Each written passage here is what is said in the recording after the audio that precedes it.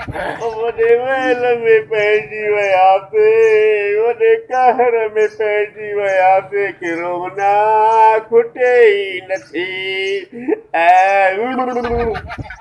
बाबा वॾे वहल में पइजी वियासीं, किरोना खुटे ई नथी त कीअं खुटाईंदासीं? एहतियात कयूं, मास्क पायूं, असां जेको आहे सुठे नमूने सां रहूं, सफ़ाई कयूं, मास्क पायूं। गरीब माण्हू असां एॾा ॾोकर आणियूं काॾे।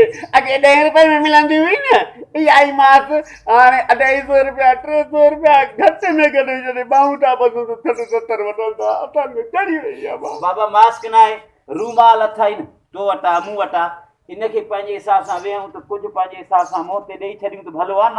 असां जेकॾहिं रूमाल असां ईअं कयूं था, हिकिड़ो अधु कलाक ॾिनोसीं न असांजो साह मुंहिंजी वेंदो, असां मरी वेंदासीं। अॻे असांजे नक में जेकी हॾी वधी वई आहे त बीमार लॻा पिया आहियूं। इहा ॻाल्हि वाह जो कई त जेके मास्क पाइनि था या बूथाड़ी इहो जेको बुट हणनि था न, इहो ॾिठोसीं असां वाकई जेको मास्क नथो पाए या पकोड़े वारो आहे या मज़दूर आहे या ईअं घुमंदा वतंदा कमकार कंदा, उहे वाकई एतिरो बीमार नथा थियनि, किरोना उन्हनि खे नथी वठे।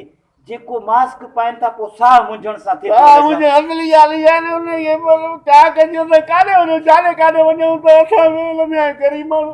कॾहिं ॿुधी कॾहिं काॾे वारो बीमार थियो या होटल जो मज़दूर बीमार थियो, हा जेको मिसाल ॻाल्हि बीमार थींदा अलाह जे तरफ़ां आहिनि, असां काॾे वञूं बाबा। पोइ भला ईअं कयो न, इहे किरोना जा जेके अलामात ज़ाहिर थियनि पोइ उनजी टेस्ट कराए। गुरबत जी जेकी आहे न, अॻे ई किरोना चिबल, असां ग़रीब आहियूं, असां टेस्ट कराईंदासीं किरोना सुजणी मारे छॾनि त पोइ न बाबा। पोइ ईअं तव्हां भली ओॾे इहा इजाज़त गवर्नमेंट ॾिनी आहे, भली इस्पतालनि में न वञिजे, ठीकु आहे न, इस्पतालनि में न वञिजे, भली तव्हां पाण खे घर में क्वारंटाइन करे सघो था, हिकिड़े कमरे में बंदि थियो, हिकिड़ो ई माण्हू हुजे, ओॾे ॿियो न रहे। ॻाल्हि कई असां ॿार 3, कमरो हिकिड़ो, अखियूं बंदि करे वक़्तु गुज़ारियूं था। छा?